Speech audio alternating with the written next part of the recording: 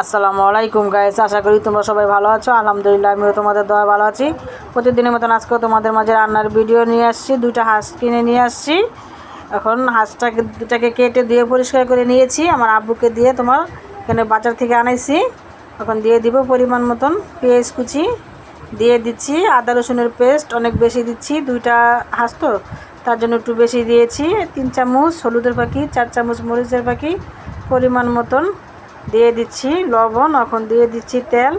আমি গরমে মশলাই দিচ্ছি, বাইরে কোনো মশলা দিচ্ছি না। এখানে দিয়ে দিচ্ছি নারকেল বাটা দিলে নাকি হাঁস অনেক টেস্ট হয়। দিয়ে দিচ্ছি জিরার পেস্ট তোমার দিয়ে এটা হাতে মেখে নিচ্ছি। যে এলাচ, দারচিনি, শাল, তেজপাতা সব দিয়ে নিচ্ছি। এখন দিয়ে দিব একটু পেঁয়াজ বাটা দিলে তাকে এটা ঘন হবে, তার জন্য পেঁয়াজ বাটাটা দিচ্ছি। এই তো মাটির চুলায় দেখো বসিয়ে দিয়েছি, ঢাকনা উঠে নেড়ে চেড়ে দিয়েছি। কষানো হয়ে গেছে। এখন দিয়ে দিব ঝোলের জন্য আমি তোমার পানি।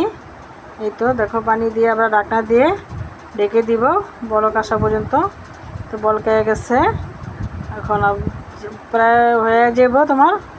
এই যে প্রায় হয়ে গেছে, এখন দিয়ে দিচ্ছি জিরার ফাঁকি দিয়ে একটু নেড়ে ছেড়ে দিব। এই তো দেখো নেড়ে ছেড়ে দিচ্ছি। হাঁসের মাংসটা হয়ে গেছে তোমার। হাঁসের মাংসের সাথে চাপটি বানাবো, চিতই পিঠা বানাবো, 2 রকমের ভর্তা করবো। তোমরা কে কে খাবে বলতা গাউসিয়া আমার বাসা চলে এসো।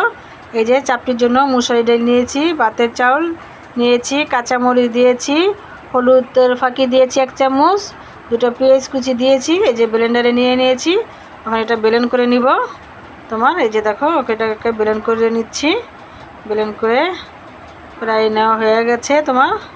আমি পাতিলে ঢেলে নিব। এই যে দেখো এখন পাতিলে ঢেলে নিব। এই তো পাতিলে ঢেলে নিয়েছি। এখন দিয়ে দিব 4 থেকে 5টা কাঁচামরিচ কুচি, কিছু ধনিয়া পাতা কুচি দিয়ে এটাকে নেড়ে চেড়ে দিব। নেড়ে চেড়ে দিয়ে এই যে মাটির চুলায় কড়াই বসিয়ে দিয়েছি, দিয়ে চাপটি দিয়ে দিচ্ছি, দিয়ে চামচের তলা দিয়ে যেভাবে করে মানে ছড়াই দিব। ছড়াই দিলে কি তোমার চাপটি একদম পাতলা হবে, খেতে খুবই ভালো লাগবে।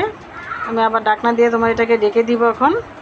এই তো দেখো ঢাকনা দিয়ে রেখে দিচ্ছি, হয়ে গেছে। এখন উল্টিয়ে নিব।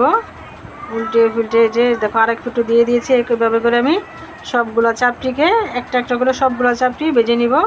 ওখানে একটা দিয়েছি, এখন এই যে আরেকটাও দিচ্ছি। দিয়ে আবারও চামচ দিয়ে এইভাবে করে ছড়িয়ে দিচ্ছি তোমার। ছড়িয়ে দিলে একদম পাতলা হবে, খেতে খুবই ভালো লাগবে। আবার ঢাকনা দিয়ে রেখে দেখো সবগুলো আমার ভাজা হয়ে গেছে। যদি তোমাদের হাঁসের মাংস চাপটি রেসিপি ভালো লাগে, লাইক কমেন্ট শেয়ার করো। আল্লাহ হাফেজ।